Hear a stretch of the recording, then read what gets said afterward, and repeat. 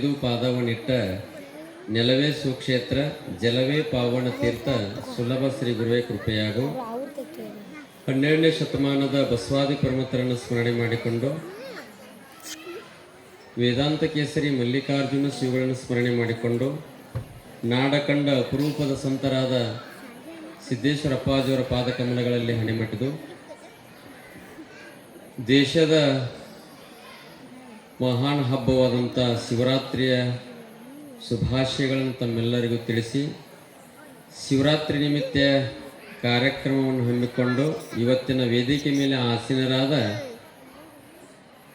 ಪರಮ ಪೂಜ್ಯ ಅವಧೂತ ಮಹಾಸ್ವಾಮೀಜಿಯವರಿಗೂ, ಆತ್ಮೀಯ ಗೆಳೆಯರಾದ ಹರ್ಷಾನಂದ ಪೂಜ್ಯರಿಗೂ, ಮಾತೋಶ್ರೀ ಅವರಿಗೂ, ತೇರದಾಳ ಮತಕ್ಷೇತ್ರದ ಜನಪ್ರಿಯ ಶಾಸಕರಾದಂಥ ಸಿದ್ದು ಸವದಿಯವರಲ್ಲಿಯೂ ಆಗಮಿಸಿದ ತಮ್ಮೆಲ್ಲರಿಗೂ ಮತ್ತೊಮ್ಮೆ ಮಗದೊಮ್ಮೆ ಶರಣು ಶರಣಾರ್ಥಿಗಳು.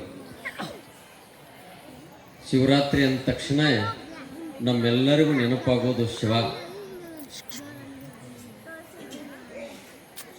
ಏಕೆಂದರೆ ಇವತ್ತೇನು ಸಂಕಲ್ಪ ಮಾಡ್ತೀರಿ ಅದೆಲ್ಲ ನಿಮಗೆ ಒಳ್ಳೆಯದಾಗತ್ತೆ ಅನ್ನೋ ಪರಮಾತ್ಮನ ಇಚ್ಛೆ.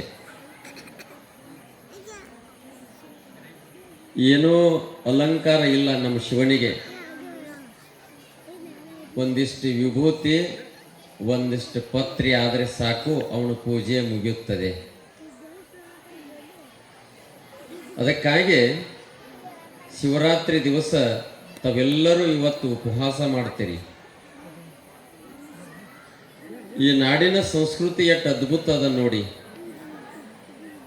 ಉಪವಾಸ ಅಂದ್ರೂಪ್ಲೆ ಇವತ್ತು ಏನತಿ ಆಮಲ್ರಿ, ಒಟ್ಟ ಎಂದೂ ಆಗಲಾರ್ದ ಹಸು ಇವತ್ತು ಆಗಾಕ ಹತ್ತಿ ಬಿಡ್ತೈತಿ.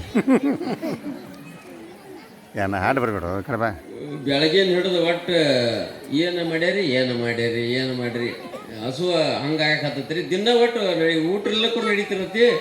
ಇವತ್ತು ಹೆಚ್ಚು ಅದಕ್ಕೆ ಆಡಾಕತ್ತೈತಿ. ಮಿಮ್ಮಿ ಹಿಂಗಾಕಿರ್ತಾವ ಹಸು ಅಂದ್ರೆ ಹಂಗೆ ಮಾಡಿಬಿಡ್ತೈತಿ. ಅದು ಇಲ್ಲಕ್ಕಂದ್ರೆ ಮರತ್ ಏನಾರು ತಿನ್ನಾಕ ಹಸ್ತೈತಿ. ಅಕಾಡೆಮಿ ಏನಾರು ಮಾಡಿ ಭಾಳ ಮಜಾ ಇರ್ತೈತಿ. ಅದು ಹೊಟ್ಟೆನ ಹಂಗೆ ತೆಗದ. ಯಾಕಂದ್ರೆ ಆಸೆ ಹಂಗೆ ಮಾಡ್ತದ. ಮೊನ್ನೆ ಒಂದು ಕಡೆ ಪ್ರಸಾದಕ್ಕೆ ಹೋಗಿದ್ದೆ, ಬಾಳೆ ಎಲೆ ಊಟ ಇತ್ತದ. ಎಲ್ಲರೂ ಕೂಡಿಸ್ರೆ ನನಗೂ ಹಂಗಾಗಿ ನಾನು ಕೂತ್ನಿ. ಮೊದಲ ಒಂದೊಂದು ಉಂಡಿ ನೀಡಾಕೈತ್ರ ಅವರು. ನಾನು ಒಂದಿಟ್ಟು ಎಲ್ಲರಿಗಿಂತ ಒಂದಿಟ್ಟು ಆಸೆಬರ್ಕ್ ಹೆಚ್ಚದನಿ. ಹೀಗಾಗಿ ಯಾಡ್ ನೀಡ್ತಾನೆ ಆಂಬಲ ತೊಣ್ಣೆ ಉಂಡಿ ತೊಗೊಂಡು ಹಿಂದಿಟ್ಕೊಂಡು ಮಾತು ಕೂತ್ನಿ. ಅವೇನು ಒಂದೊಂದು ನೀಡಿ ಹೊಳ್ಳಿ ಬರಲಿಲ್ಲವ. ಈ ಕರಿಬೇಕತ್ತನ ಆಗಲ್ ನೀಡಿಲ್ಲ ಅಂದ್ರೆ ಅಪಮಾನ ಆಕತಿ. ಅದೊಂದು ಇದ್ಯಾಗ ಡವಲ್ಲ ಆಯ್ತತ್ತ. ಹಿಂದಿನ ಉಂಡಿ ತಗೋಬೇಕತ್ತನು ಆಟ್ರಾಗ ನಾಯಿ ತೊಗೊಂಡು ಹೋಗೇ ಬಿಡ್ತದನ. ಭಾಳ ಮಜಾ ಇರ್ತದ ರೀ ಒಂದೊಂದ. ನಾನು ನೋಡಿ ಇವತ್ತು ಜಪ ಆತಿ ಈ ಕಡೆ ಮಂದಿನೆಲ್ಲ ತೆಳಕೊಂಡ್ರಿ. ಅವು ಬರ ಬಂದು ತೆಳಕೊತ್ತು ಆಟ್ರಾಗ ಕಣ್ಣು ಮುಚ್ಕೊಂಡು ಜಪ ಮಾಡ್ರೆ ಬೇರೆ ಮಂದಿ ಬಂದು ಕುರ್ಚಿ ಮೇಲೆ ಕೂತು ಬಿಟ್ಟತಿ. ಇನ್ನೂ ಮೈಗೂರು ಸ್ವಾಮಿ ತೆಳಕೊಂಡ್ರೆ ನೋಡೋಣ ಮಂದಿ ಭಾಳ ಆಗೈತಿ. ಅದಕ್ಕೆ ಎಂಜಿಕ್ ಬಂದತಿ. ಏನಿಲ್ಲ, ಅಟ್ರಾಗ ಬದಲಾವಣೆ ಬಂದಿರ್ತಾವಂತ. ಆದರೆ ಆತ್ಮೀಯರೇ, ಜಪ ಬಹಳ ಅದ್ಭುತವಾದಂಥದ್ದು. ನಮ್ಮ ಜೀವನವನ್ನು ಪಾವನ ಮಾಡುವಂಥ ಶಕ್ತಿ ಅದರಲ್ಲಿ ಅಂತಂದ್ರೆ ಜಪದಲ್ಲಿ ಅದ. ನೀವು ಮಾಡ್ತಾ ಇದ್ರಿ ಅಂದ್ರೆ ನಮ್ಮ ಜೀವನ ಚಲೋ ಆಗ್ತದ. ಯಾಕೆಂದರೆ ಇಷ್ಟು ಜನ ಹೆಣ್ಮಕ್ಳು ಬಂದಾರಂದ್ರೆ ನಂದು ಸೌಭಾಗ್ಯ ಅನ್ನಿಸ್ತದ. ಹರ್ಷಾನಂದ ಸ್ವಾಮಿಗಳ್ದೇನಲ್ಲ. ಯಾಕಂದ್ರೆ ರೀ ಎಲ್ಲಿ ಹೋದಲ್ಲೆಲ್ಲ ಬರೀ ಹೆಣ್ಮಕ್ಳು ಸಿಗುವಾರಿ.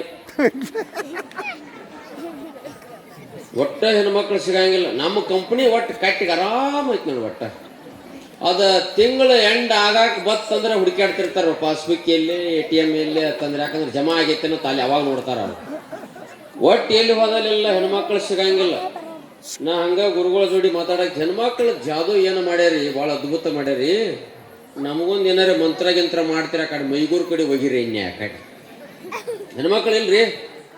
ಯಾಕೆ ಎಲ್ಲಿ ಹೋಗ್ಯಾವ ನಾವು ವಿಚಾರ ಮಾಡ್ತೀವಿ. ಏನು ಆಧಾರ್ ಕಾರ್ಡ್ ತಗೊಂಡು ಹೋಗ್ಯಾವಲ್ಲ,